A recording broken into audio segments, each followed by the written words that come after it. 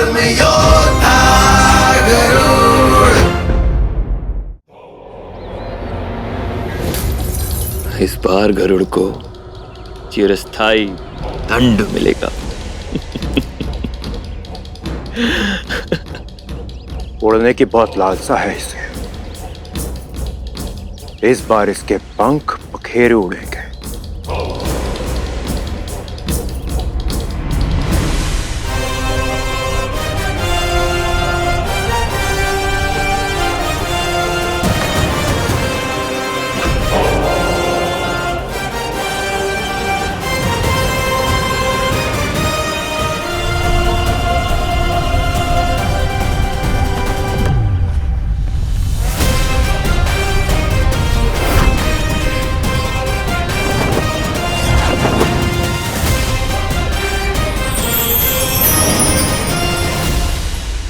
इस पर्वत पर निवास करने वाली महाशक्ति, मैं विंता पुत्र गरुड़ आपके सामने नतमस्तक हूं। आपके विश्राम में विघ्न डालने के लिए क्षमा प्रार्थी हूं। मैं अपनी गेंद लेने के लिए क्षण भर को इस पर्वत पर आना चाहता हूं। मुझे आज्ञा देकर मुझ पर कृपा करे देव। क्या तुम उड़ने की अपनी प्रवृत्ति छोड़ सकते हो विंतानंदन? उसी तरह मैं भी रक्त की ओर आकर्षित होने की अपनी प्रवृत्ति नहीं छोड़ सकता। इसीलिए यदि तुम रक्त बहाए बिना अपनी गेंद निकाल पाओ तो अवश्य निकाल लो, किंतु यदि मुझे रक्त की एक भी बूंद का आभास मिला तो मैं तुम्हें निकल जाऊंगा।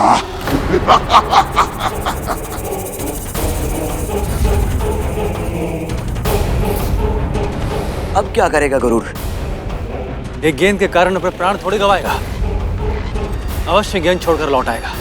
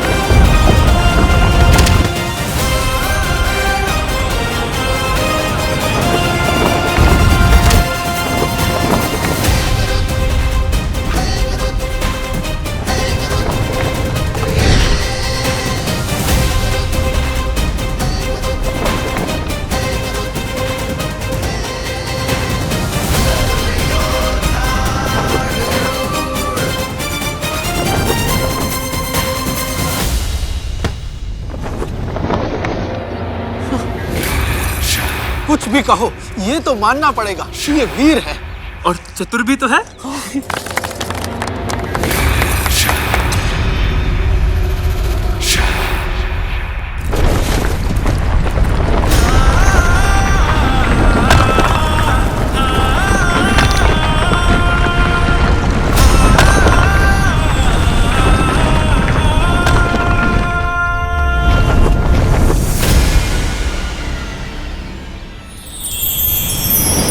अब अवश्य ही ये सब प्रसन्न हो जाएंगे और मैं माँ की दास्ता के श्राप के विषय में इन सबसे प्रश्न पूछ पाऊंगा। ये लीजिए आपकी गेंद, मैं ले आया।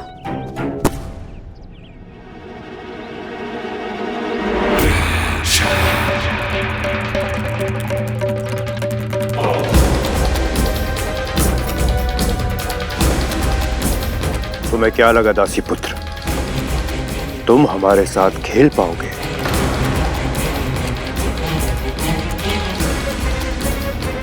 आप सबके साथ खेलना, ये तो मैं स्वप्न में भी नहीं देख सकता भैया।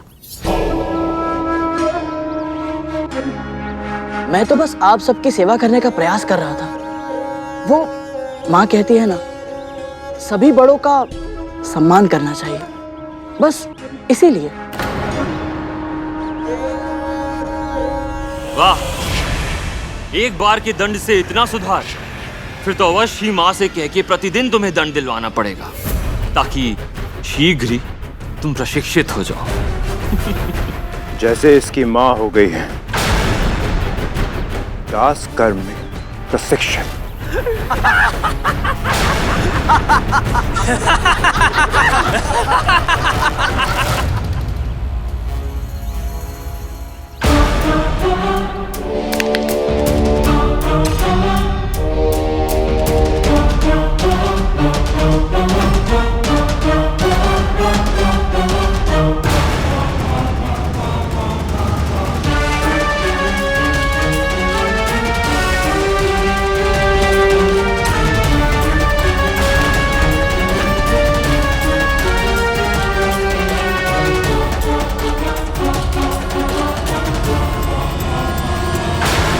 कभी तुझे क्रोध आए या मन विचलित हो जाए तो अपने गुरु का ध्यान धर।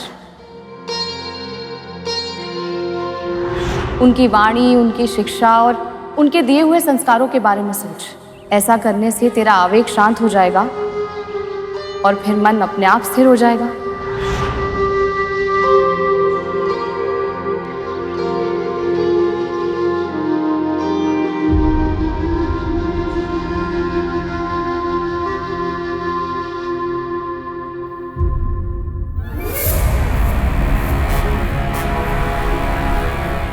नहीं तक्षक भैया, मुझे प्रशिक्षण देने के लिए महारानी से कहकर दंड दिलवाने की आवश्यकता ही नहीं पड़ेगी, क्योंकि मैं तो स्वयं आप सभी बड़ों की सेवा करके पुण्य अर्जित करना चाहता हूँ।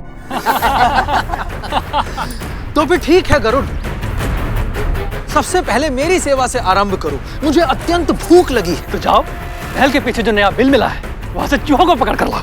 पर तुझसे बड़ा तो मैं हूँ, पहले तो इसे मेरी ही सेवा करनी होगी। करेगा धूमल, तेरी भी सेवा करेगा, लेकिन इससे पहले ये मेरे पैर दबाएगा। मैं तुम सबसे बड़ा जो हूं।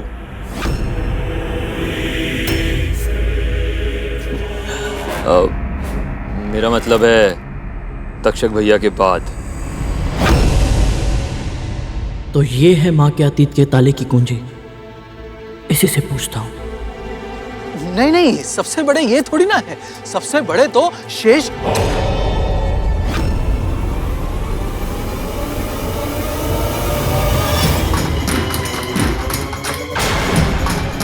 भूख लगी थी ना तुझे? जा अपने पेट में कुछ डाल और अपनी बुद्धि में भी।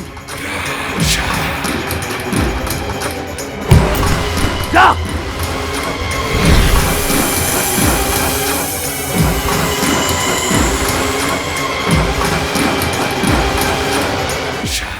भैया, आप इतने रुष्ट क्यों हो गए? वो क्या है ना, माँ ने हमें मना किया है कि शेष तुझे जाने के लिए अलग से आदेश देना पड़ेगा क्या? जा।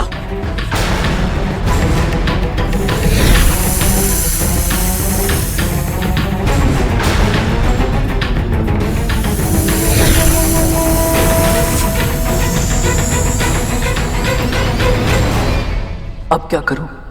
तक्षक भैया से पूछूं? और ये दोनों अपने छोटे भाइयों को डांट क्यों रहे? अवश्य ही कोई तक्षक भैया से भी बड़ा है, सबसे बड़ा। किंतु कौन?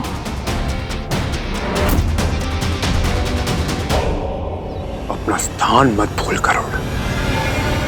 दास प्रश्न नहीं पूछते। मेरी मंशा आपको रुष्ट करने की नहीं थी भैया। मैं तो आप सबको अच्छे से जानना चाहता था। जितनी आवश्यकता है उतना जानता है तू।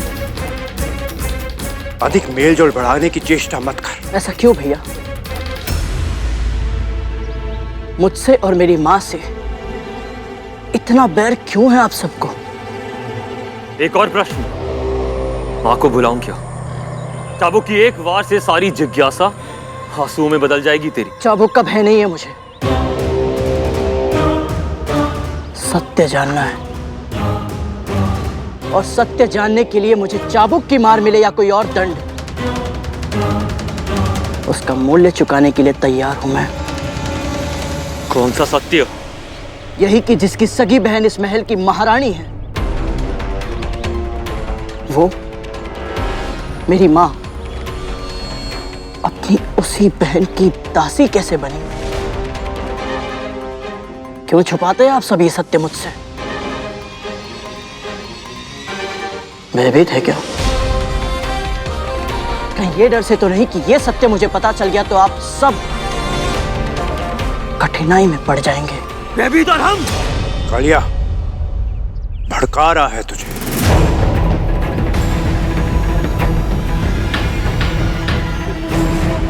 ताकि तू क्रोध में आके मूर्खता कर बैठे और इससे उत्तर मिल जाए। जिन रहस्यों को तुम ढूंढने का प्रयास कर रहे हो ना, वो भूमि में नहीं गड़े, ना ही वो अतल में गड़े हैं, ना ही वो वितल में गड़े, ना ही सूतल में, तलातल में, महातल में, और ना ही रसातल में। वो सब रहस्य दबे हैं इन सब के नीचे, पाताल में। और यदि तूने उन्हें खोद के बाहर निकालने का प्रयत्न किया भी तो मैं तुझे पाताल में ही गड़वा दूंगा। चाबुक से भय नहीं लगता ना तुझे, इसलिए साहसी बन रहा है। स्मरण कर,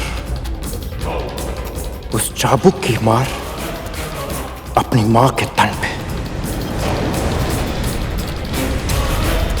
कैसे उसकी ध्वनि से वो थर थर कांपती है।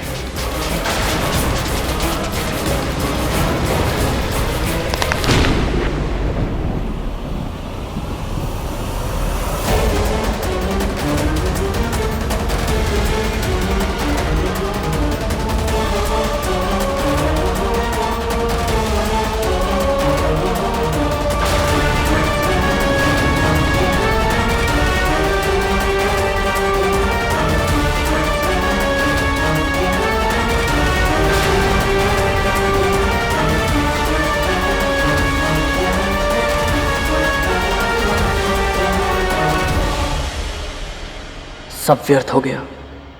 केवल इतना ही जान पाया मैं कि इन सबसे भी बड़ा कोई है, किंतु कौन है वो, कहाँ है, इनके साथ क्यों नहीं रहता, और महारानी ने इन्हें उसके बारे में चर्चा करने से मना क्यों किया हुआ है। क्या उसे मेरी माँ की दास्तां के बारे में पता होगा? कैसे मिलेंगे मुझे इन प्रश्नों के उत्तर?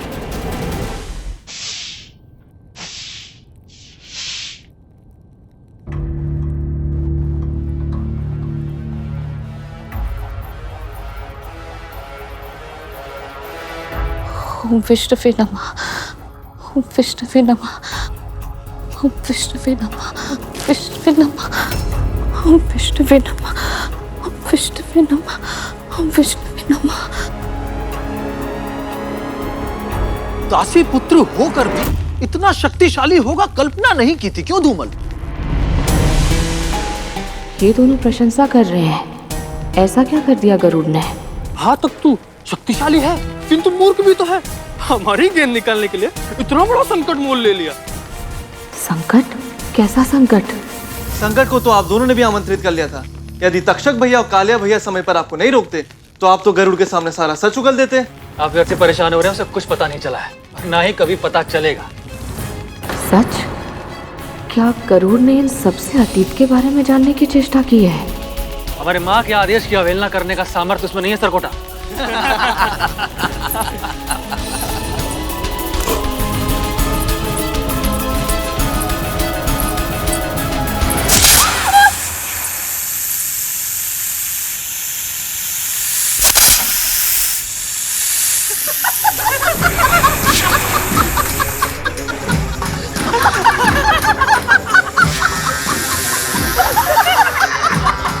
लो, फिर से वही परिहास।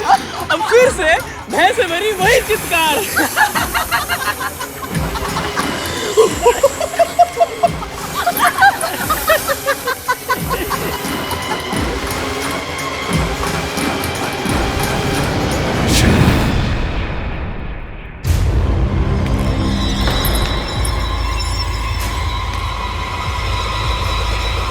रहने दे कालिया।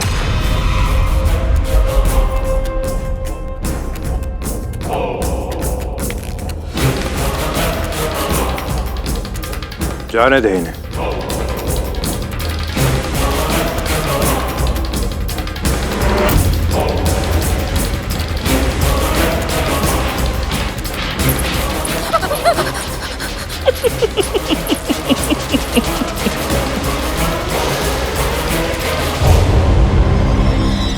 किसी को इतना भी मत डराओ कि उसका डर ही समाप्त हो जाए।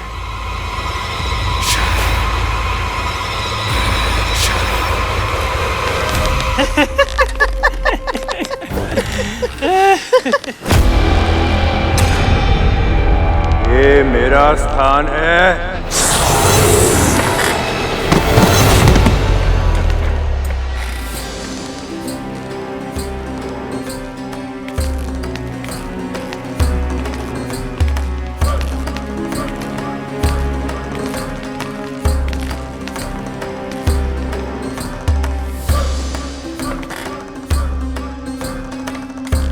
तक्षक भैया, ऐसा क्या विशेष है इस झूले में कि केवल आप ही यहाँ बैठ सकते हैं और कोई नहीं? छोटे भाई तख्तू, ये चंदन का झूला है। इस पे बैठने का अधिकार सिर्फ उसी का है जो सबसे बड़ा हो। जब तक शेषनाग भैया थे सिर्फ वही बैठते थे इस पर, और उनके वैकुंठ जाने के बाद ये स्थान वासुकी भैया को मिलता, किंतु वो भी शेषनाग भैया के साथ तपस्या में चले गए। तो इसीलिए ये अधिकार तक्षक भैया को मिलता है,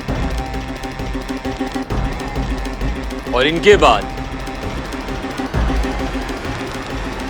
ये चंदन का झूला मुझे मिलेगा।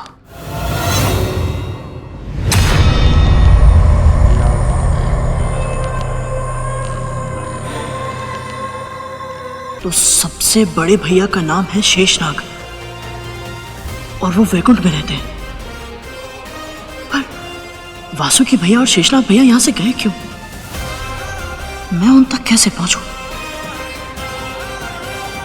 वैकुंठ, ये नाम कहीं सुना है मैंने, और कहां? हाँ, मां के आराध्य श्री विष्णु वैकुंठ में ही तो रहते हैं। इसका अर्थ यह है कि मां मुझे वैकुंठ का मार्ग बता सकती है। ध्यान रहे, शेषनाग भैया की चर्चा गरुड़ के सामने फिर से कभी नहीं होनी चाहिए। यदि मां को यह बात पता लगी कि किसी ने भी ऐसा कुछ किया है तो उसके प्राण मैं भी नहीं बचा पाऊंगा।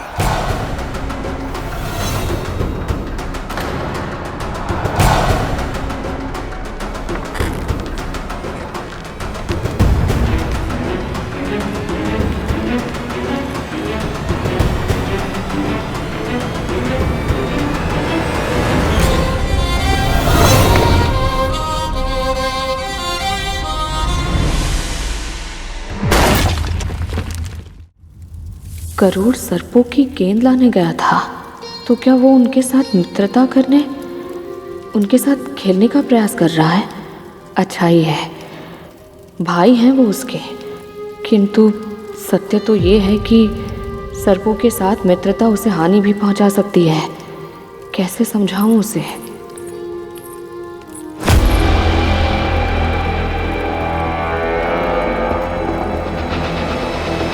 बिल्कुल सही अनुमान लगाया था मैंने।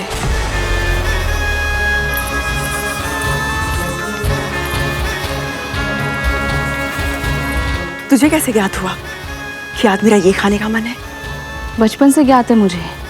सहजन के फूल खिलते बाद में है, आपके मुख की भाव भंगिमा उनके स्वाद की कल्पना से ही बदल जाती है। सच कहा तूने।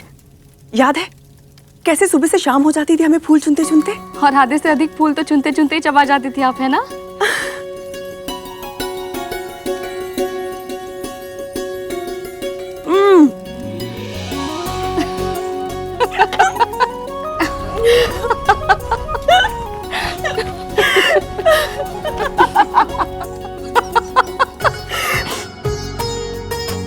माँ और महारानी एक साथ हंस रही है।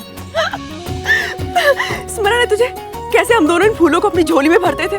घर शीघ्र कौन पहुंचेगा वो भी एक भी फूल गिराए बिना, इस बात को लेकर शर्त लगाते थे। तुम तो पराजित हो गई विंता। हमारी शर्त के अनुसार अब जीवन भर तुम्हें मेरी दासी बनकर रहना होगा। ऐसा मत कीजिए दीदी, बहन हूं मैं आपकी। अब तक तो हंस रही थी, ये अचानक क्या हो गया माँ को? और शर्त की बात सुनकर ऐसे चुप क्यों हो गई?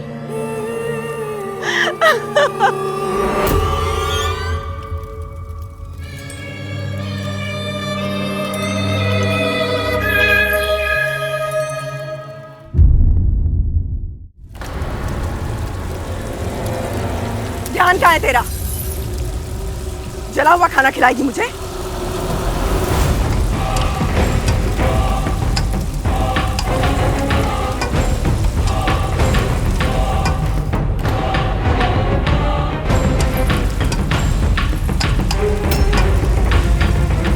अतीत की भूल भुलैया में खोकर कभी भूल मत जाना कि तू आज क्या है और कहाँ है। मत भूल, पुत्र यदि त्रुटि करेगा तो दंड मां को मिलेगा। यदि मां से कोई भूल हुई तो परिणाम पुत्र को भुगतना होगा।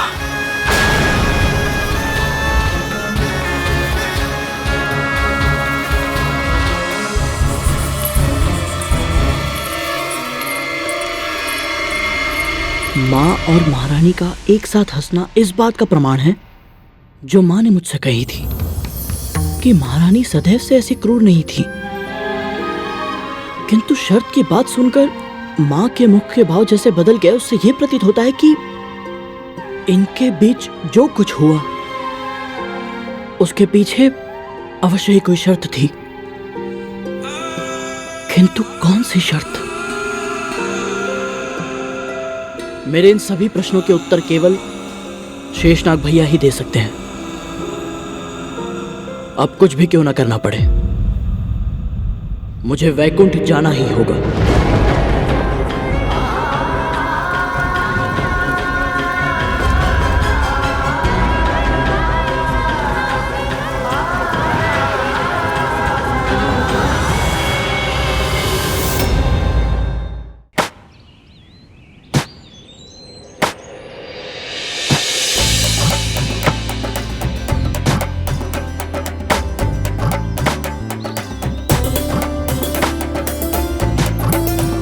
क्या कर रहा है और क्या हाल बना लिया है अपना? क्यों कर रहा है ये सब? माँ, आप मुझे महल के काम नहीं करने देती, मैं आपको घर के काम नहीं करने दूंगा। किंतु इतना सारा धान क्यों कूट रहा है तू? क्योंकि मैं नहीं चाहता कि मेरी अनुपस्थिति में आपको कोई भी भारी कार्य करना पड़े। तेरी अनुपस्थिति में? जी माँ। कहाँ जा रहा है तू?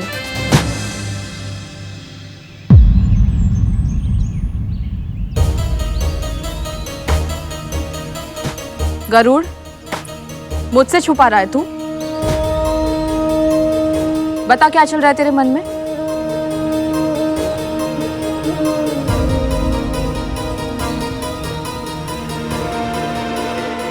अच्छी।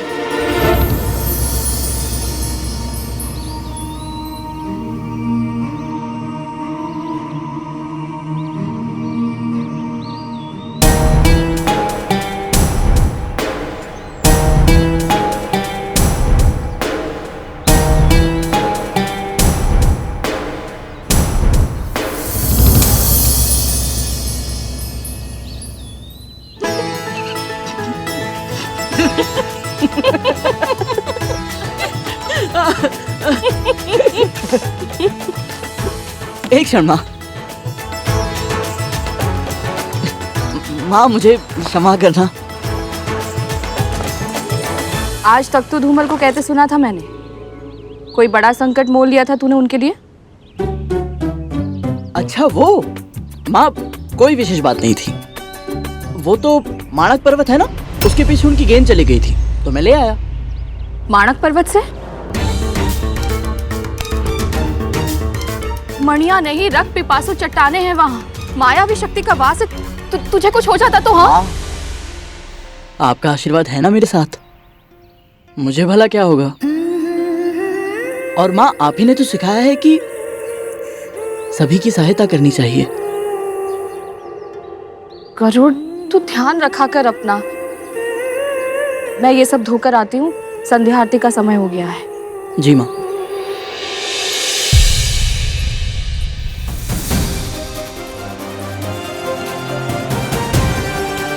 माँ से कुछ छुपाना वैसे भी कठिन है, ऊपर से ऐसी मूर्खता करूंगा तो माँ को मेरे मन की बात अवश्य ही पता चल जाएगी। फिर शेषनाग भैया से मिलने वैकुंठ जाना तो दूर, माँ मुझे घर से बाहर तक नहीं जाने देंगी। ओम विष्णवे नमः, ओम लक्ष्मीपतये नमः, ओम कृष्णाय नमः, ओम वैकुंठाय नमः। वैकुंठाय नमः? विष्णवे नमः, ओम लक्ष्मीपतये नमः, ओम कृष्णाय नमः, ओम वैकुंठाय नमः, ओम विष्णवे नमः, ओम लक्ष्मीपतये नमः, ओम कृष्णाय नमः, ओम वैकुंठाय नमः।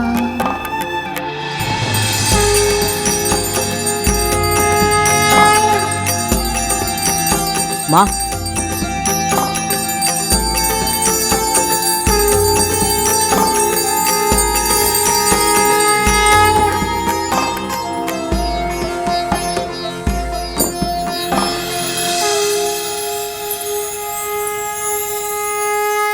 आयुष्मान भव।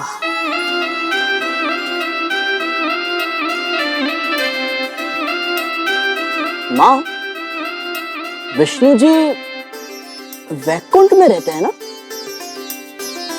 वैसे तो अपने भक्तों के हृदय में रहते हैं, किंतु हाँ, उनके निवास लोक का नाम तो वैकुंठ ही है। माँ, वहाँ और कौन कौन रहता है? क्यों पूछ रहा है ये सब? ऐसे ही माँ। वो आपके जीवा पर हर समय भगवान विष्णु जी का नाम होता है ना माँ, तो मुझे लगा कि मुझे उनके बारे में जानना चाहिए। सामान्य जिज्ञासा माँ। सामान्य जिज्ञासा। सामान्य जिज्ञासा है या कोई विशेष बात है? विशेष बात क्या हो सकती है माँ? माँ, मेरे मस्तिष्क में तो आठों प्रहर केवल एक ही बात चलती है, मैं ऐसा क्या करूं जिससे आप और अधिक प्रसन्न हो। क्योंकि आप विष्णु जी का नाम हर समय लेती है, उसमें मग्न रहती है माँ, तो मुझे लगा मुझे उनकी और उनके मार्ग पर चलना चाहिए। बड़ा समझदार हो गया है मेरा पुत्र। वैकुंठ प्रभु विष्णु और देवी श्री लक्ष्मी का निवास स्थान है। केवल वही जीवात्माएं वहां प्रवेश कर सकती हैं जिन्होंने जन्म जन्मांतर तक प्रभु की भक्ति और सेवा शुद्ध हृदय से की हो, शुभ कर्म किए हों।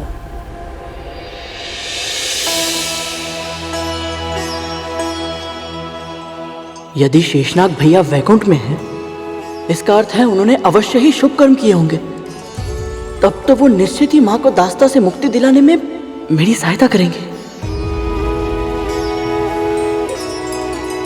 माँ, माँ, माँ, ये माँ, वैकुंठ है कहाँ? कितनी दूर है? और वहां कैसे जा सकते हैं माँ? ये सब तुझे क्यों जानना है? ऐसे ही वो मन में प्रश्न आया तो पूछ लिया। और माँ, जब से आपने मुझे अपने अतीत के बारे में पूछने से मना किया है ना, मस्तिष्क में कुछ ना कुछ चलते ही रहता है। अब आपको नहीं बताना तो रहने दीजिए।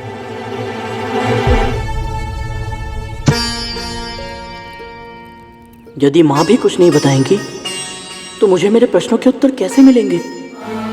और यदि नहीं मिले तो कैसे करा पाऊंगा मैं माँ को दास्ता से मुक्त? यदि मैंने इसकी जिज्ञासा शांत नहीं की तो ये अपने प्रश्नों के उत्तर दूसरों से पाना चाहेगा। कोई और इसे न जाने क्या बताए और कैसे। इससे तो अच्छा है कि मैं ही इसके प्रश्नों के उत्तर दूं।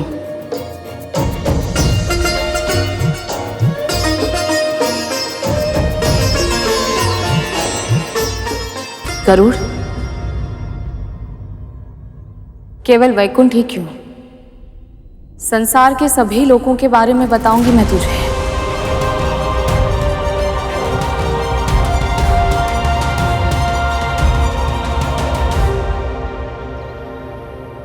इस पूरे ब्रह्मांड में कुल 14 लोक हैं। हमारी पृथ्वी को मिलाकर 7 लोक ऊपर और 7 लोक हमसे नीचे हैं। ऊपर के लोकों को ऊर्ध्वलोक और नीचे के लोकों को अधोलोक कहा जाता है। इन अधोलोकों के नाम हैं अतल, वितल, नितल, गपस्तिमान, महातल, सुतल और पाताल। इन 7 लोकों में से प्रत्येक 10-10 सहस्त्र योजन की दूरी पर स्थित हैं।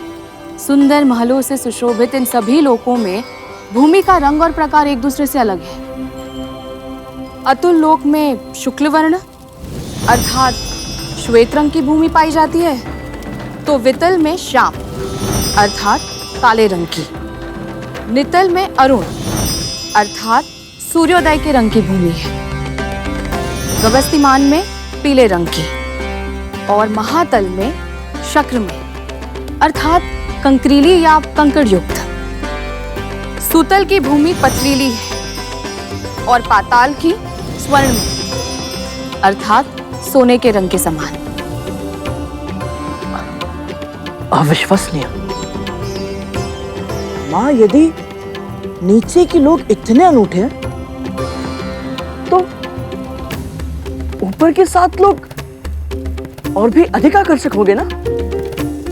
एक तो यही लोक है हमारा भूलोक। यहाँ मनुष्य आसानी से अपना विचरण कर सकते हैं। और यहाँ से ऊपर है पृथ्वी से अंतरिक्ष तक का क्षेत्र, जिसे भूवरलोक कहते हैं। और फिर सूर्य से लेकर ध्रुव मंडल तक का प्रदेश स्वर्गलोक कहलाता है। इन तीनों लोकों को अर्थात भू, भूव, स्व को त्रिलोक या त्रिभुवन के नाम से भी पुकारा जाता है। त्रिभुवन से 1 कोटि योजन ऊपर स्थित है महरलोक। उससे 2 कोटि योजन ऊपर है जनलोक और वहां से 8 कोटि योजन ऊपर जो लोक है उसे तपोलोक कहते हैं। और तपोलोक से 12 कोटि योजन ऊपर है सत्यलोक, जो ब्रह्मलोक भी कहलाता है।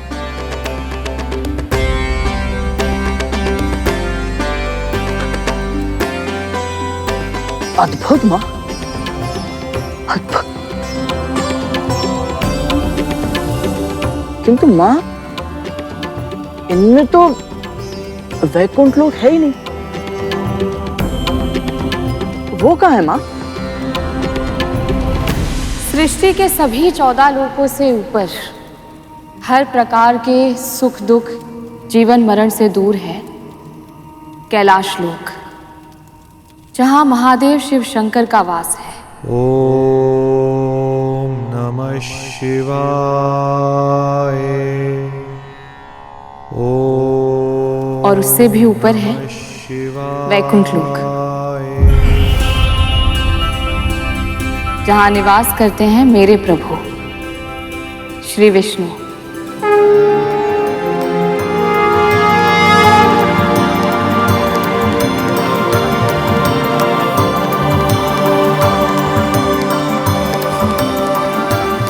वैकुंठ का रास्ता संभवतः माँ को पता होगा।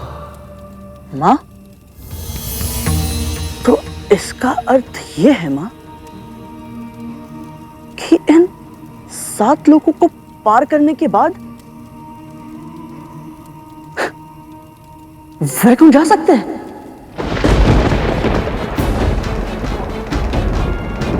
है ना माँ? नहीं गरुड़, वैकुंठ में बिना अनुमति कोई प्रवेश नहीं कर सकता। और जो ऐसा करने का प्रयास भी करता है वो उसी क्षण अपने प्राण गंवा देता है।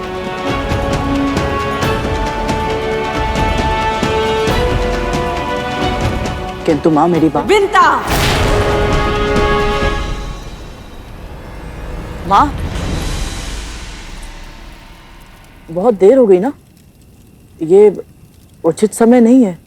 सेवा के लिए कोई समय अनुचित नहीं होता पुत्र। सेविका हूं मैं और अपनी स्वामिनी की आज्ञा का पालन करना मेरा धर्म है। मैं अपने धर्म की उपेक्षा नहीं कर सकती। विंता। माँ,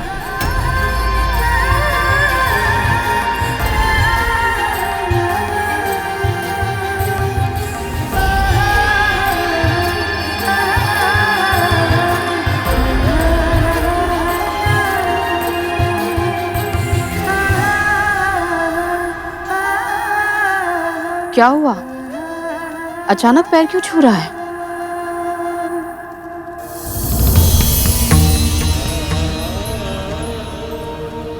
आशीर्वाद दीजिए माँ कि मैं आपके आदर्शों को सदैव स्मरण रख पाऊं, क्योंकि यदि मैं आपके संस्कारों को भूल गया माँ, तो मैं अपने उद्देश्यों में सफल कैसे हो पाऊंगा? मेरी डांट से भावुक हो गया है? तूने ही तो कहा था कि माँ का आशीर्वाद सदैव अपने पुत्र के साथ होता है। चिंता मत कर, तुझे अपने संस्कार सदैव स्मरण रहेंगे और तू अपने प्रत्येक उद्देश्य में पूरी तरह सफल होगा।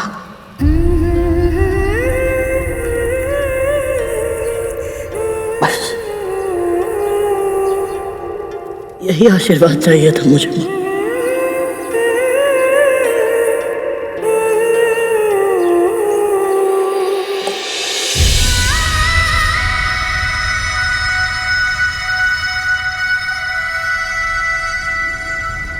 विंता, सुनाई नहीं देता? कब से पुकार रही हूं मैं।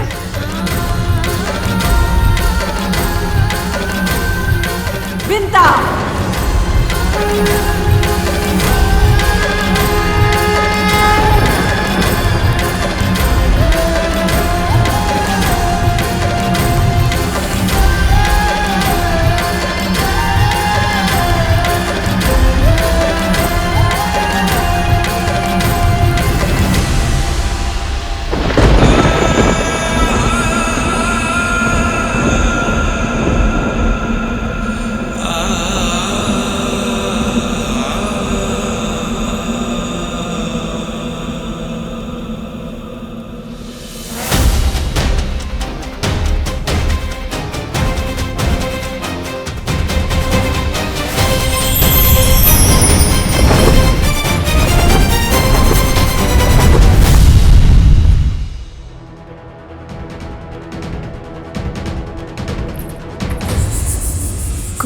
कुछ हुआ क्या महारानी?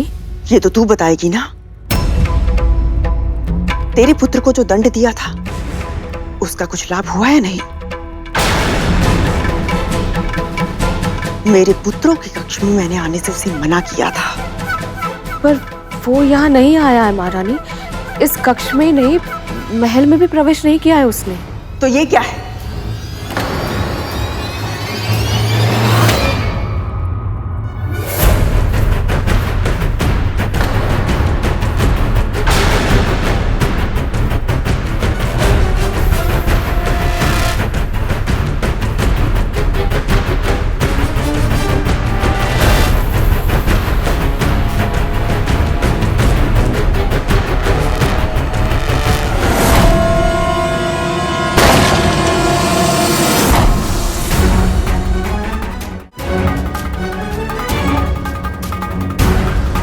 अपने पुत्र को बचाने के लिए असत्य कह रही है ये माँ। प्रथम बार इस महल में महारानी गद्रू की आज्ञा का उल्लंघन हुआ। इस विष के पौधे को वृक्ष बनने से पहले पहले सुखाना होगा। ऐसा दंड देना होगा इस गरुड़ को, ताकि भविष्य में जब ये आज की रात का स्मरण करे, भय से सिहर उठे।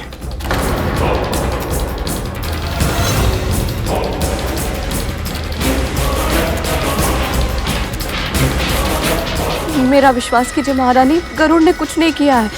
ये पंख अवश्य ही वायु के साथ उड़कर यहाँ आ गया होगा। मैं अभी इसे हटा देती। इस पंख ने हमारा झूला तोड़ा है।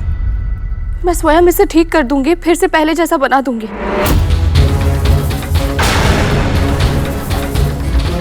अपने पुत्र को नियंत्रण में रखना सीख।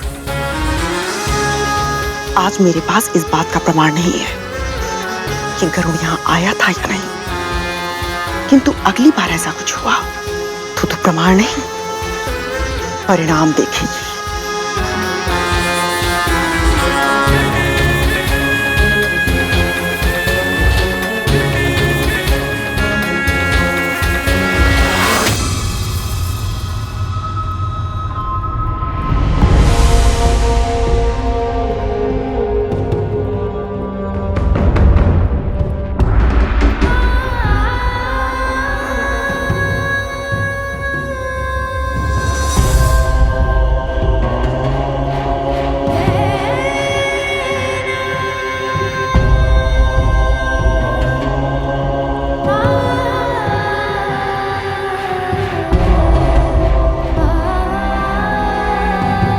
गरुड़,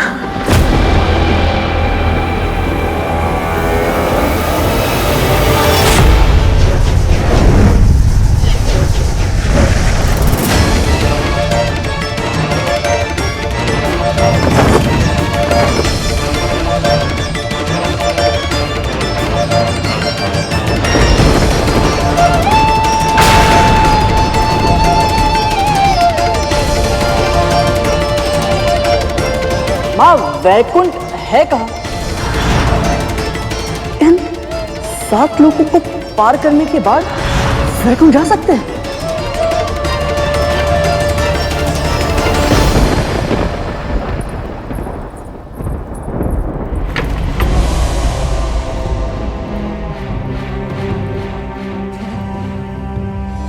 मैं नहीं चाहता कि मेरी अनुपस्थिति में आपको कोई भी भारी कार्य करना पड़े। कहाँ जा रहा है तू?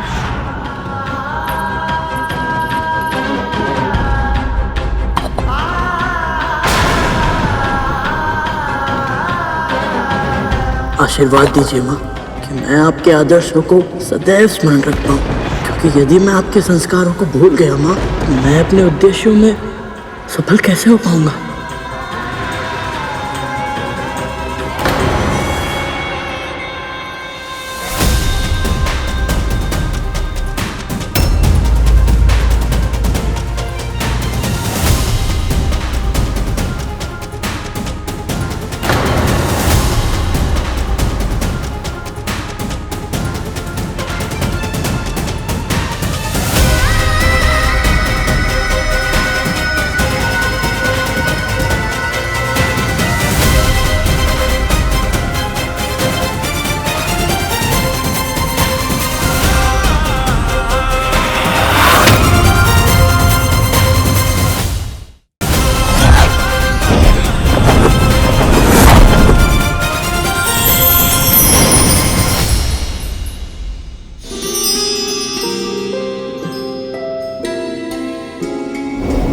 उत्तर की दिशा में सर्वाधिक चमकने वाला तारा है ध्रुव तारा।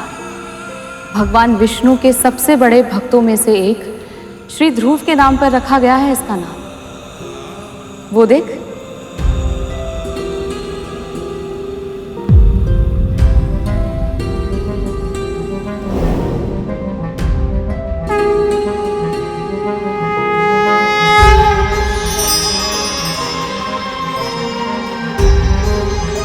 आप उत्तर दिशा के सबसे कीर्तिमान सितारे हैं श्री ध्रुव। इस अथाह ब्रह्मांड में जब भी कोई खो जाता है वो आपको देखकर अपनी दिशा फिर से पा लेता है। कृपया मुझे आशीर्वाद दीजिए कि मैं जो ढूंढ रहा हूं वो वैकुंठ का मार्ग मुझे शीघ्र मिल जाए।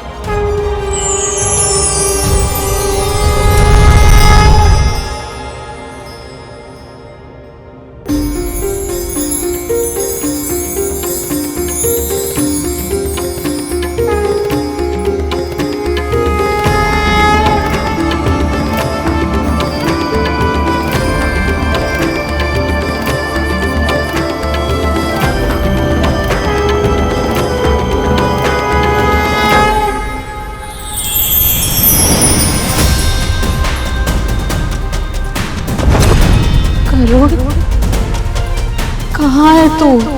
कहाँ है तू? आज आपकी पुकार का उत्तर नहीं दे सकता मैं मां। मुझे क्षमा करना, मुझे आपको बिना बताए वैकुंठ जाना पड़ा, पर मेरे पास और कोई विकल्प नहीं था मां।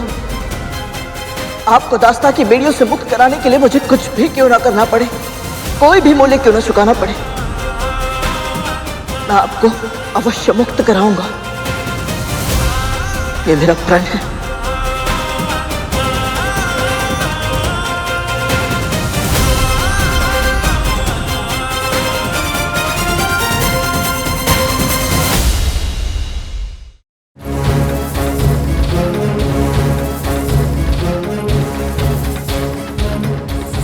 मैं आपसे विनती करती हूँ महारानी, मुझे बता दीजिए मेरा पुत्र कहाँ है, उसे मुझसे मत छीनिए।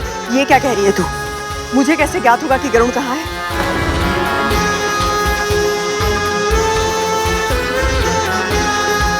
उठ जा, उठ। अब बता क्या हुआ है? चारों ओर देख लिया, कोना कोना छान लिया, किंतु गरुड़ कहीं नहीं है। यहीं कहीं गया होगा, आ जाएगा वो। कहीं भी हो, मेरी पुकार सुनते ही क्षण भर में लौट आता है वो, किंतु आज उसे पुकारते पुकारते मेरा कंठ बैठ गया, मेरा पुत्र नहीं आया। मुझे डर लग रहा है महारानी, कहीं वो किसी ऐसे स्थान पर तो नहीं चला गया जहाँ उसे अपनी माँ की पुकार सुनाई ना दे रही हो। ऐसा कौन सा स्थान हो सकता है?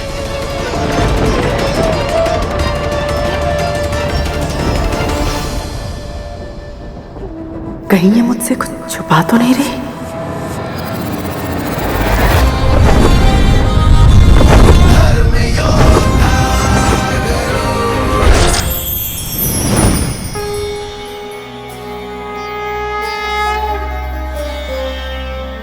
आपके दर्शन करके मैं धन्य हुआ। मेरा प्रणाम स्वीकार कीजिए चंद्रदेव। तुम असंभव को संभव बनाना चाहते हो गरुड़, किंतु जिस कारण से तुमने इतनी कठिन यात्रा करने की ठानी है वो अत्यंत पवित्र है, इसलिए मैं तुम्हें आशीर्वाद देता हूँ। विजय भव। धन्यवाद चंद्रदेव।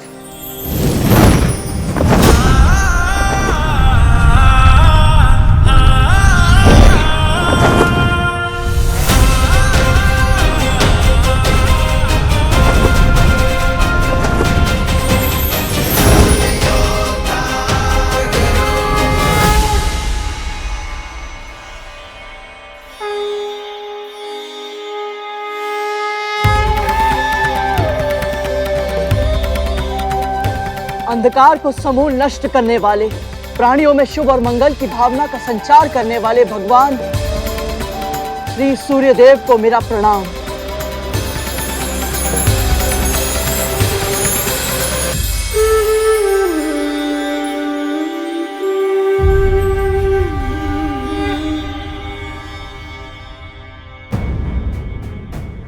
ये तो गरुड़ है, मेरा छोटा भाई। कौन है ये जो सूर्यदेव के रथ का संचालन कर रहे हैं? ये मुझे देखकर इतने भावुक क्यों हो गए और मुझे इनसे एक विचित्र सा जुड़ाव क्यों अनुभव हो रहा है? लगता है तुम्हारा उचित स्थान यहाँ नहीं कहीं और है। क्षमा करें सूर्यदेव, किंतु मैंने प्रण लिया है कि जब तक मैं वो कारण पता नहीं लगा लेता जिसके लिए मेरी माँ को अपना जीवन दासी बनकर व्यतीत करना पड़ रहा है, मैं उन्हें अपना मुख नहीं दिखाऊंगा। पुत्र हो तो ऐसा।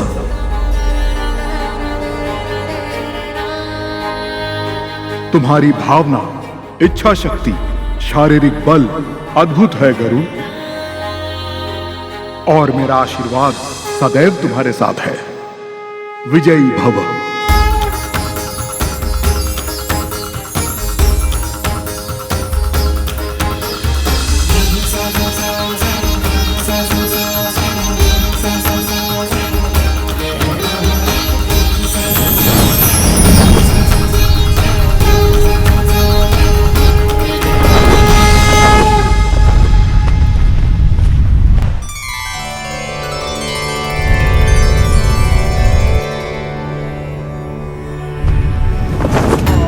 स्वर्ग इतना सुंदर स्थान है पुत्र, कोई एक बार वहां चला जाए तो फिर कभी वहां से बाहर आना ही नहीं चाहता।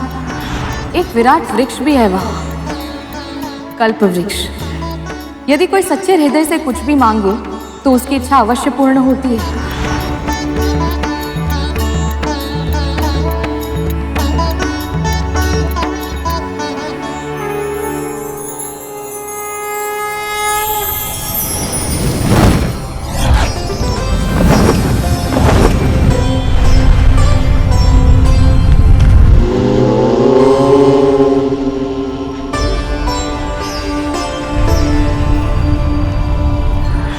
के ऊपर तीसरा लोक है महर लोक।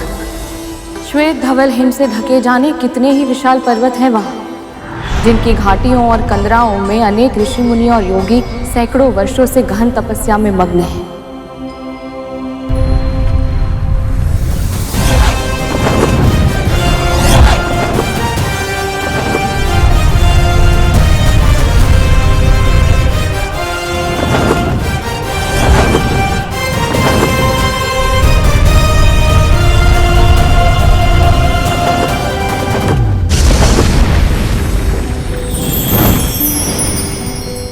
जनलोक पितामह ब्रह्मा के सबसे बड़े पुत्रों सनक, सनातन, सनंदन और सनत कुमार का निवास स्थान है। ना इन्हें कोई भौतिक कामना है, ना ही आध्यात्मिक इच्छा। ये चारों भाई एक साथ उदासीन भाव से संपूर्ण ब्रह्मांड में विचरण करते हैं। केवल दो ही लक्ष्य हैं इनके, भगवान विष्णु की भक्ति और ज्ञान का दान। आप सभी कुमारों को मेरा सादर प्रणाम। वैकुंठ में बिना अनुमति के प्रवेश करना असंभव है। तुम्हें द्वार पर ही रोक दिया जाएगा। पांचों इंद्रियों पर नियंत्रण खो बैठोगे तुम और पृथ्वी पर वापस फेंक दिए जाओगे। और नीचे गिरते समय तुम्हारा वेग इतना अधिक होगा कि तुम संभल नहीं पाओगे। तुम मारे जाओगे गरुड़। लौट जाओ, लौट जाओ। तेरे पुत्र पर तेरा नियंत्रण नहीं है और तू मेरे पुत्रों पर आरोप लगा रही है। मेरा वो आशय नहीं है महारानी। मैंने तो बस राजकुमारों को ये बात करते हुए सुना था कि गरुड़ के सामने उनके मुख से सत्य निकलने वाला था। सही सही बता, क्या शब्द सुने थे तूने?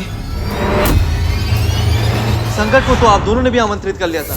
यदि तक्षक भैया और कालिया भैया समय पर आपको नहीं रोकते तो आप तो गरुड़ के सामने सारा सच उगल देते।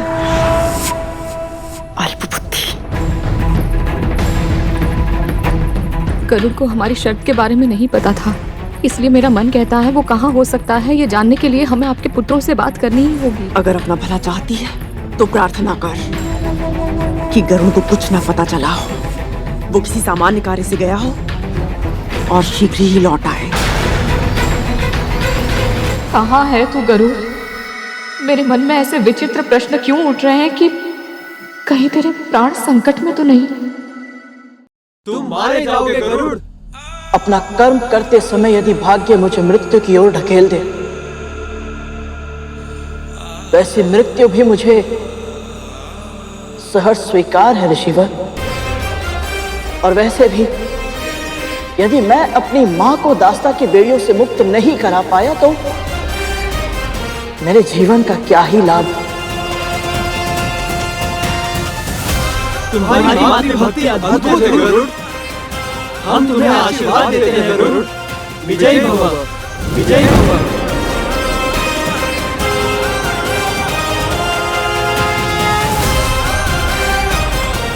धन्यवाद।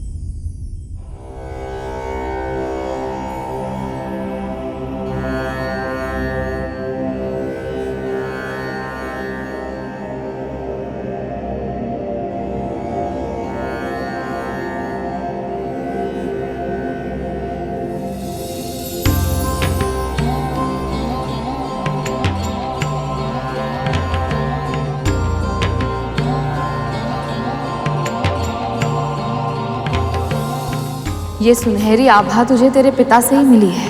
उनके बारे में और बताइए ना।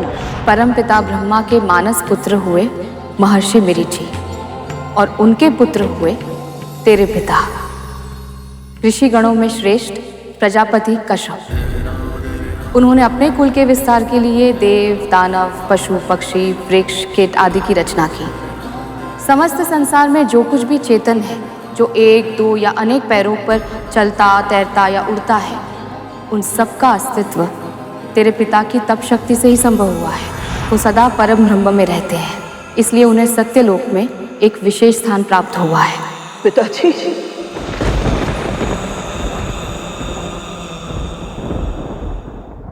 अथाह लाड़ किया मैंने, त्रुटियों को अनदेखा किया और अपराधों को क्षमा किया है, किंतु इसका अर्थ ये नहीं कि तुम सब अपनी सीमा लांघो।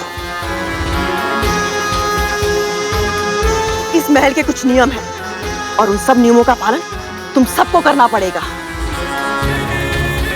क्योंकि कुछ रहस्य ऐसे होते हैं जिन्हें सदैव चुप्पी की चट्टानों के नीचे दबाए रखना चाहिए, क्योंकि जब उन्हें बाहर आने का अवसर मिलता है तो वो रहस्य अकेले बाहर नहीं लाते, तो अपने साथ लाते हैं सर्वनाश।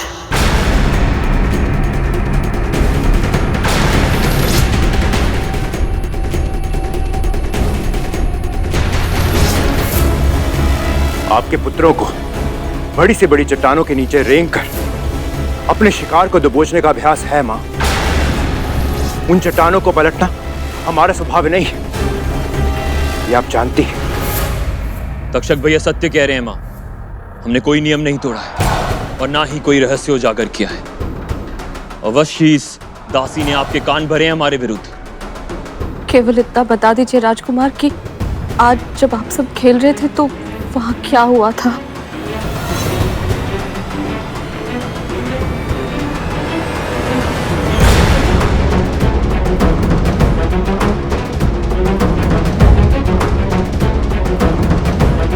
मैं बताता हूं मां।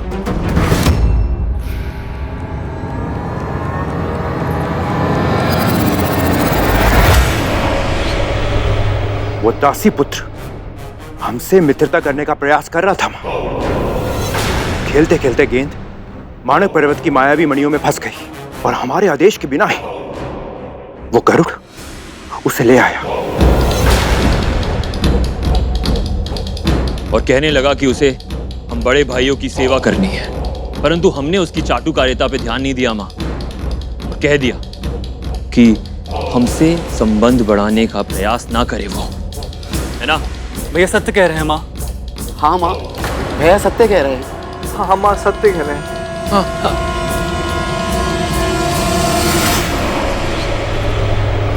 ठीक से स्मरण करो, इसके अतिरिक्त कोई और बात तो नहीं हुई थी ना? नहीं माँ, नहीं माँ, नहीं माँ, नहीं। सुन लिया?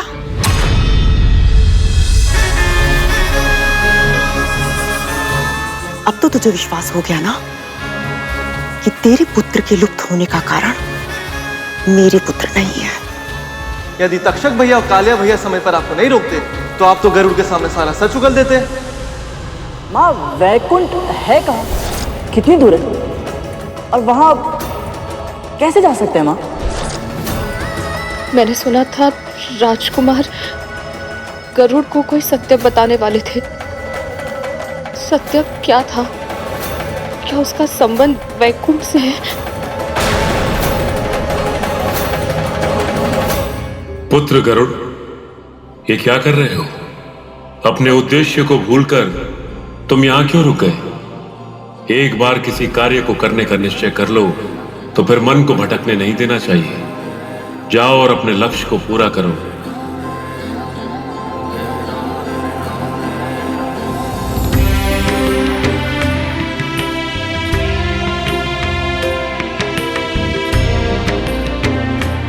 मैंने आज तक माँ का त्याग देखा था,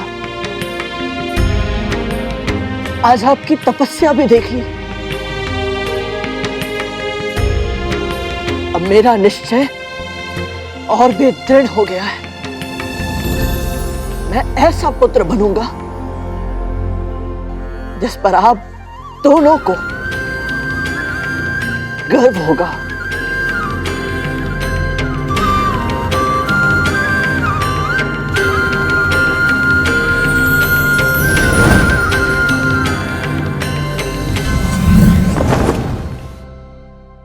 मौन मत रहो तक तू धूमल, सत्य बताओ, माँ वो वहाँ बड़े भैया की बात चली थी तो हमारे मुख से शेषनाग भैया का नाम निकलने वाला था माँ, पर नहीं निकला। पर गरुड़ को कुछ भी पता नहीं चला था। हाँ, और फिर यहाँ वापस आकर इसी कक्ष में इसी झूले पे बैठ के तक्षक भैया ने हमें चेतावनी दी थी कि फिर कभी गरुड़ के सामने शेष भैया का नाम ना ले। शेषनाग भैया की चर्चा गरुड़ के सामने फिर से कभी नहीं होनी चाहिए। मूर्ख हो तुम सब। इस महल के ऊपर बैठकर उसने सब कुछ सुन लिया और तुम लोगों को अंदेशा तक नहीं हुआ।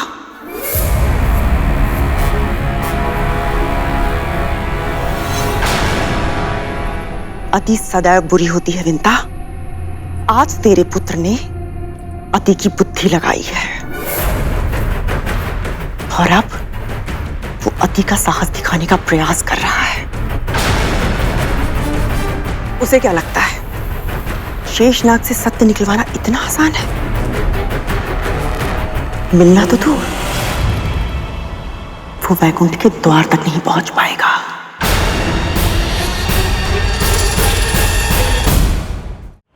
सूर्य का ताप उसके पंख जला देगा।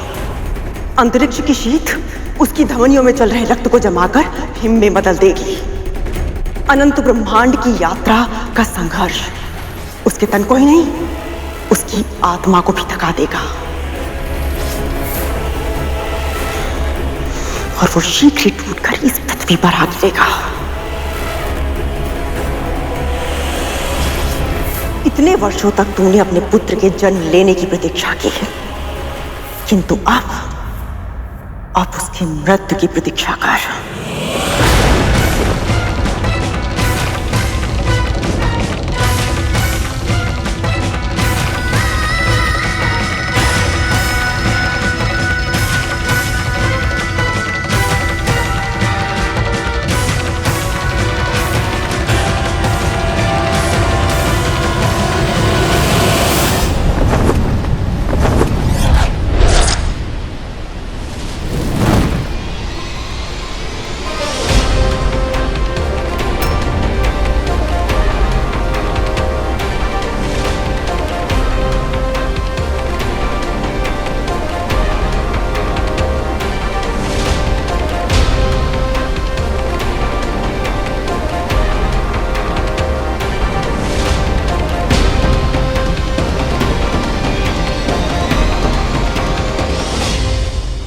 विरजा नदी उल्टी बहती है, वही वैकुंठ से पहले अंतिम अवरोध है।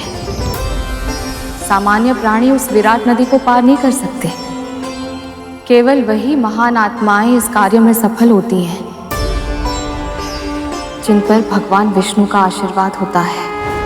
और यदि कोई उनकी इच्छा के विरुद्ध वैकुंठ पहुंचने का प्रयास करता है तो विरजा नदी उसे स्वयं में समाहित कर उसके प्राण हर लेती है।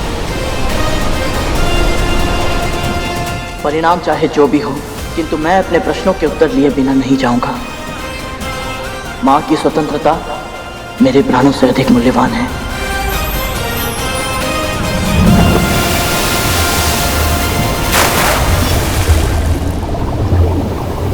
गरुड़,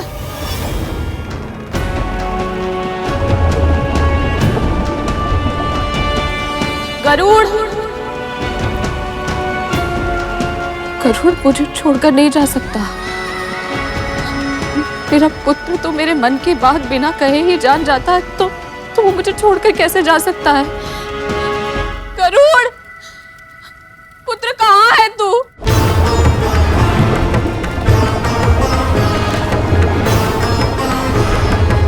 गरुड़, कहाँ है तू? दिन रात में एक ही पहली गाल खोजती थी कि उसे अपने नियंत्रण में कैसे करूं, किंतु अब उसकी आवश्यकता ही नहीं है। यदि सच में गरुड़ वैकुंठ के रास्ते पर गया है तो समझो वो कांटा मेरे मार्ग से सदैव सदैव के लिए हट गया है।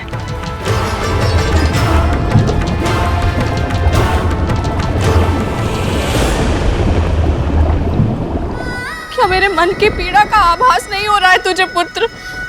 तू जहां भी है लौट कर आजा गरुड़। तेरे बिना मेरा जीवन व्यर्थ है। अपनी माँ की पीड़ा का आभास क्यों नहीं हो रहा है तुझे? क्या मेरी पुकार तेरे मेरे हृदय तक नहीं पहुंच रही है गरुड़।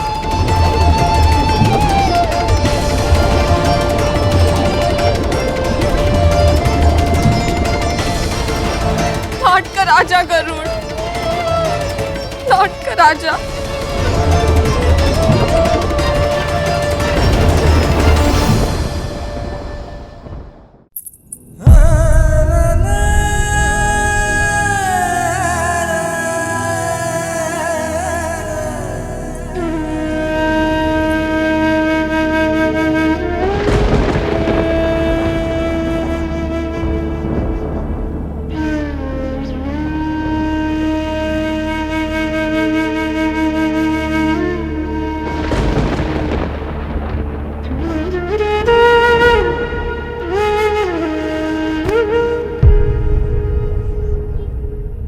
आप तो दया निधान है प्रभु, संकट में अपनी भक्त का साथ मत छोड़िए। मैं अपने पुत्र के बिना जीवित नहीं रह सकती श्री विष्णु। मेरे गरुड़ की रक्षा कीजिए, मेरे पुत्र की रक्षा कीजिए, रक्षा कीजिए मेरे पुत्र की।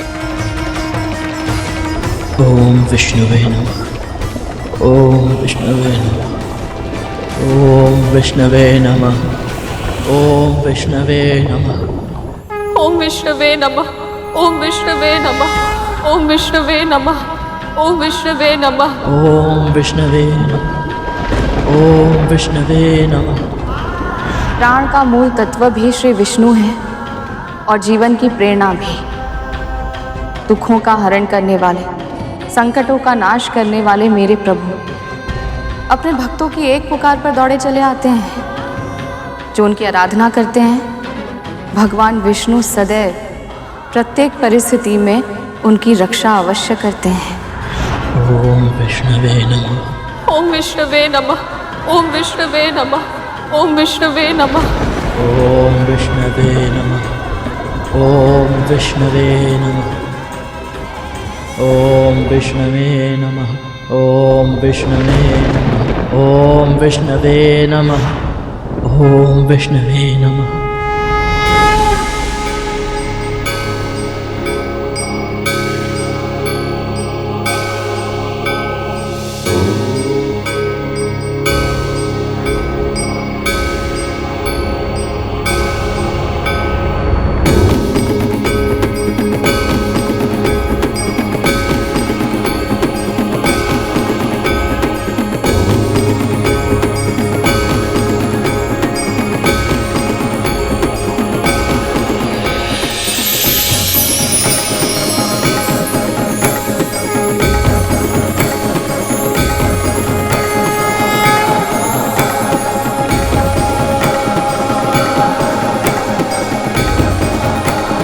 ओम विष्णवे नमः, ओम विष्णवे नमः, ओम विष्णवे नमः, ओम विष्णवे नमः।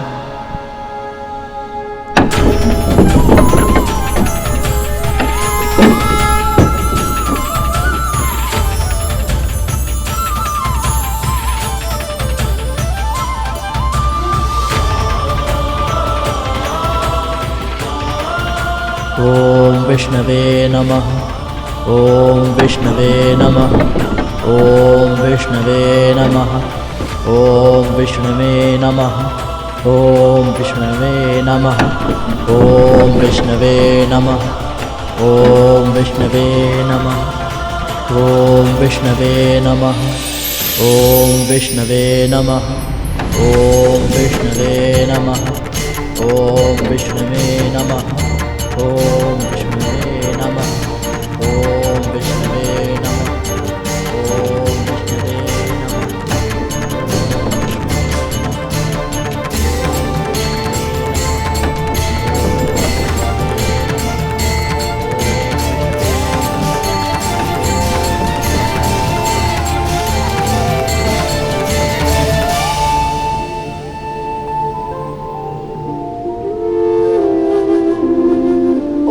विष्णवे नमः।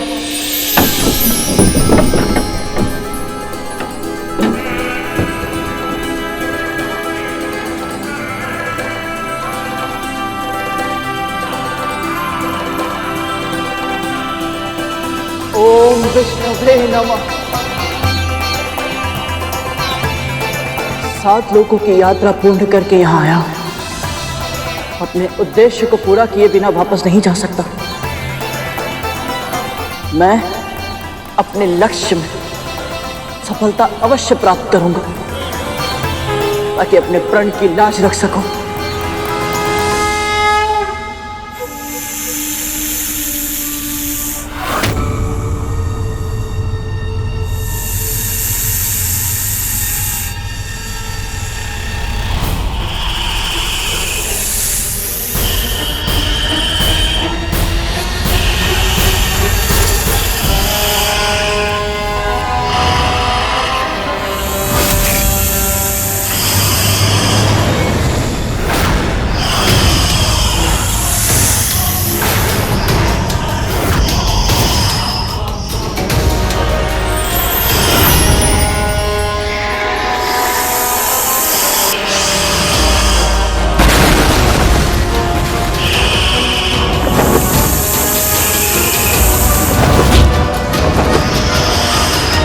इतनी बड़ी दृष्टता बिना अनुमति यहाँ प्रवेश कैसे किया? जब तक मैं अपना प्रण पूर्ण नहीं कर लेता मैं पीछे नहीं हटूंगा।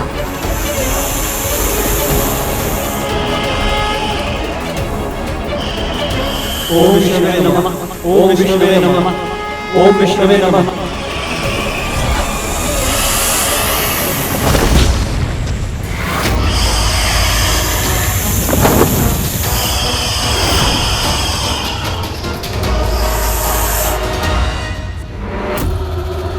तू कितना भी प्रयास कर ले कद्रू, नियति से जीतना संभव नहीं है।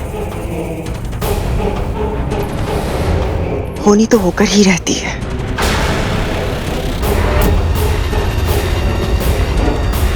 पर सच में कहीं गरुड़ सारे संकटों को पार कर सच्चाई जान गया तो? मैं महर्षि कश्यप की पत्नी विद्या समस्त जग के पालन श्री विष्णु का आह्वान करती हूँ। यदि मैंने आपकी आराधना सच्चे हृदय से की है, यदि आपकी भक्ति का तनिक भी पुण्य मैंने अर्जित किया है, यदि कभी भी मन से, वचन से या कर्म से परोपकार किया है, तो आज मुझे उसका फल दीजिए प्रभु। मेरे पुत्र की रक्षा कीजिए, मेरे गरुड़ की रक्षा कीजिए।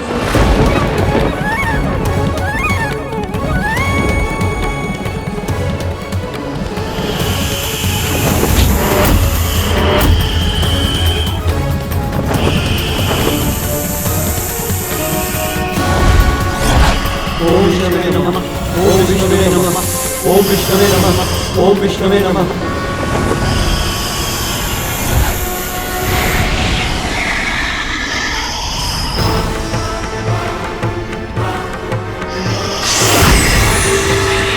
उसकी सहायता कीजिए प्रभु, मेरे पुत्र की रक्षा कीजिए।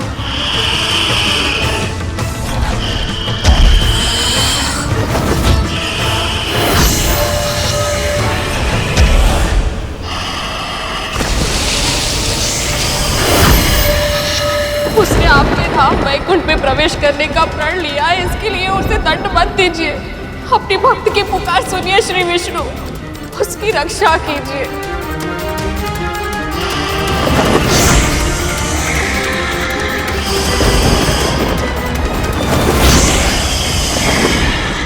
उसकी सहायता कीजिए प्रभु, मेरे पुत्र की रक्षा कीजिए। रक्षा कीजिए मेरे पुत्र की।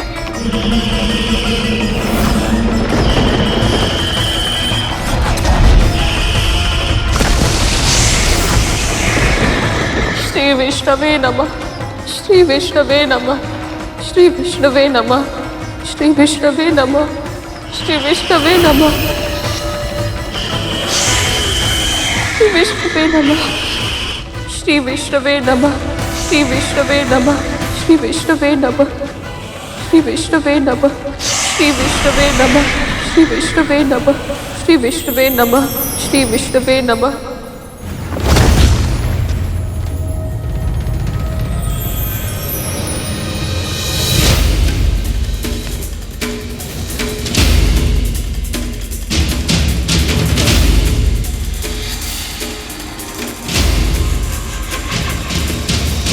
क्या संबंध है तुम्हारा विंता माँ से?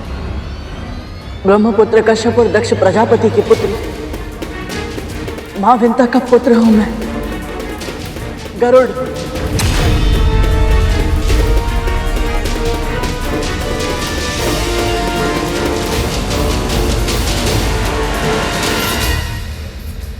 ओम विष्णुवे नमः। ओम विष्णुवे नमः। ओम विष्णुवे नमः। ओम विष्णुवे नमः। ओम विष्णुवे नमः। ओम विष्णुवे नमः। ओम विष्णुवे नमः। ओम विष्णुवे नमः। ओम विष्णुवे नमः। ओम विष्णुवे नमः।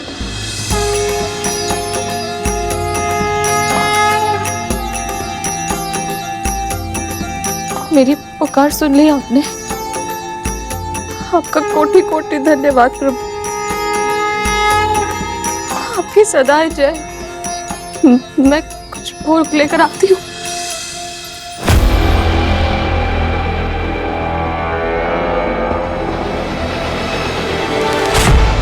तेरा पुत्र जीवित है, इसका अर्थ ये नहीं कि वो जीवित लौट भी पाएगा। दीदी, महारानी ऐसा मत कहिए। आपको जो दंड देना है आप मुझे दीजिए। अपने क्रोध का पात्र मेरे पुत्र को मत बनाइए। संसार का नियम है, हर कर्म का प्रतिकर्म होता है। तूने अगर अपने पुत्र गरुड़ को वैकुंठ का रास्ता बताया है तो ये तेरा कर्म था, फल तो भुगतना ही होगा। यदि सच में तेरा पुत्र गरुड़ वैकुंठ गया है तो उसकी मृत्यु की उत्तरदायी तू स्वयं होगी। भले ही तेरा पुत्र भी जीवित हो, किंतु इससे पहले कि वो मेरे या मेरे पुत्रों के लिए संकट बने, मैं स्वयं उसे मृत्यु के घाट उतार दूंगी। सदा सदा के लिए वैकुंठ भेज दूंगी गरुड़ को।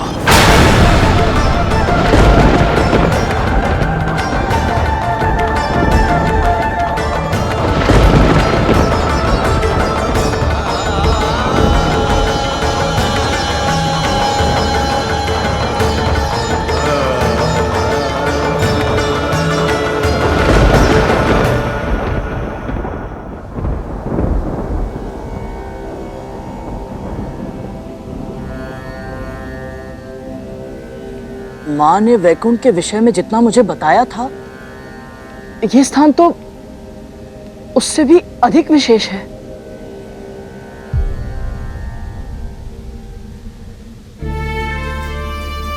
किंतु यही कहना चाहते हो ना? किंतु हाँ, किंतु यहाँ कोई दिखाई क्यों नहीं दे रहा? सब श्रीहीन सा लग रहा है। भैया, प्रभु विष्णु और माँ लक्ष्मी कहाँ हैं?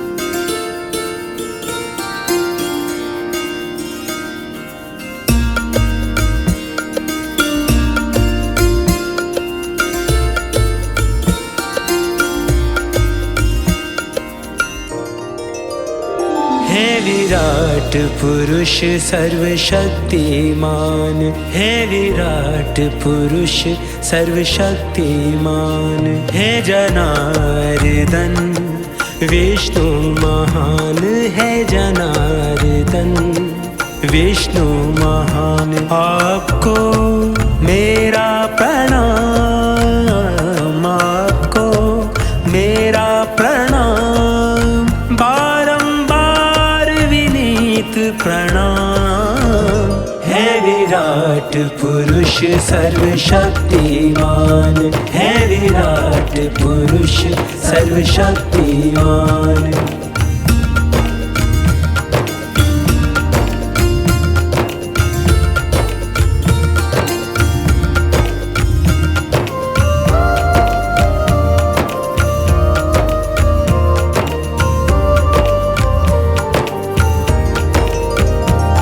कल्याण सभी का करते हैं,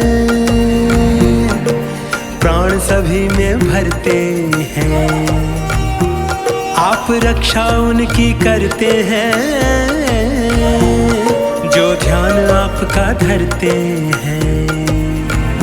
14 भुवन में न्यारा सबसे उत्तम आपका धाम। है विराट पुरुष सर्वशक्तिमान, है विराट पुरुष सर्वशक्तिमान।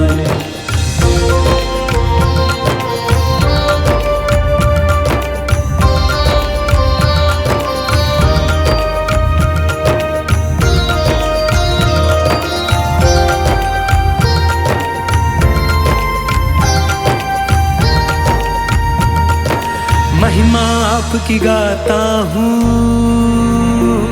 चरणों में शीश नवाता हूँ, मन में धारिय छवि मनोहर, धन्य स्वयं को पाता हूँ। सत्य सनातन माने बताया, सबसे पवित्र आपका नाम। है विराट पुरुष सर्वशक्तिमान, है विराट पुरुष सर्वशक्तिमान।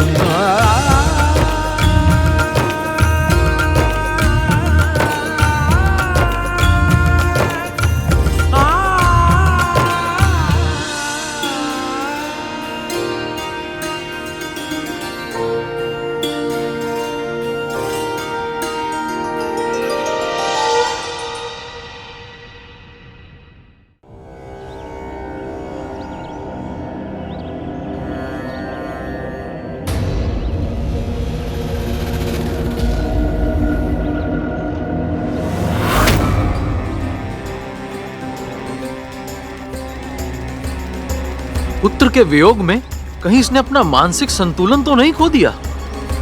हाँ, एक साथ हंस भी रही है और रो भी रही है। ये कैसे विचित्र स्थिति है, कुछ समझ नहीं आता कालिया भैया। विचित्र बात तो ये है कि आज दासी माँ पर हमारे होने का कोई प्रभाव नहीं पड़ा। डराने की हमारी युक्ति पुरानी हो गई है भैया। क्या बक रहा है? सत्य ही तो कह रहा है धूमल। अवश्य उस दासी पुत्र ने कुछ ना कुछ तो ऐसा किया है जिससे ये प्रसन्न भी है और दुखी भी। कहीं वो शेषनाग भैया तक तो नहीं पहुंच गया?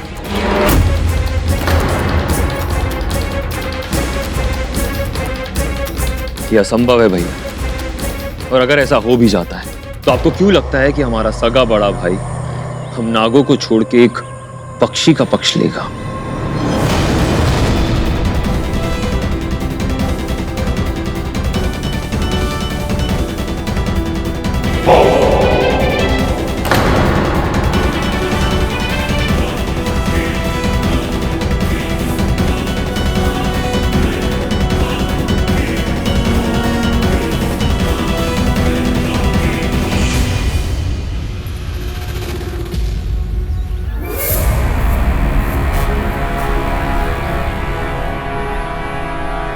यदि गरुड़ अपने भाई अनंत को मिलने में सफल हो गया तो उसे अतीत का सत्य पता चल जाएगा। जो प्रश्न उसके सुख चैन पर कुंडली मारकर बैठे हैं उनके उत्तर मिल गए तो मेरा सत्य आज मेरे ही पुत्र के प्राणों का शत्रु बन गया है। अपनी त्रुटियों के कारण अपने पहले पुत्र अरुण को तो कष्ट का भागी बना चुकी हूँ मैं। अब गरुड़ को भी मेरे पापों का दंड भुगतना होगा। नहीं, मैं ऐसा नहीं होने दे सकती, किसी भी मूल्य पर नहीं।